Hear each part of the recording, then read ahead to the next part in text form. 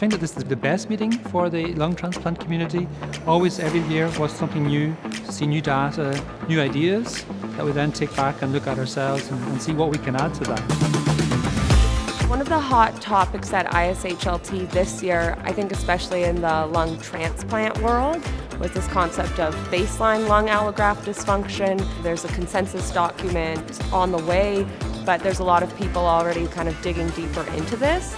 There's different ways to approach chronic lung allograft dysfunction. So what are interventions that we could do from a lung transplant perspective? And what can we do from a provider standpoint in order to make the lives of our patients better? AMR for lung transplantation is a hot topic.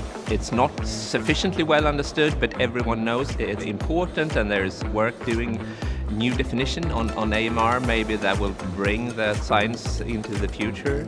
I've really enjoyed the different science being presented, learning about things like, for example, 10 degrees as a wonderful temperature for preservation for donor lungs as we're making their journeys to the recipients, learning about EVLP and ex vivo lung perfusion and how that may help us do things like time shifting or better support our surgeries and ultimately our transplant patients. Certainly as a clinician, one of the things I've been struggling with has been the management of patients with telomere biology disorders, and I was really happy to see a session dedicated to that at this year's meeting. I definitely feel like I'm walking away with changes that I'm going to make in my own clinical practice. This morning there was a great session on telomere biology disorders. Somebody asked a question, well, should you use a form of immunosuppression, a drug called belatacept?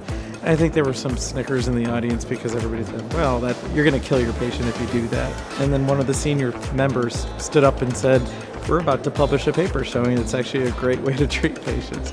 So you can change your opinion on something literally in a matter of minutes. And so that's what's exciting about this conference. Why should pulmonologists come to ISHLT? It gives us a platform to know what the real world scenario is of lung transplants, and it motivates us much better.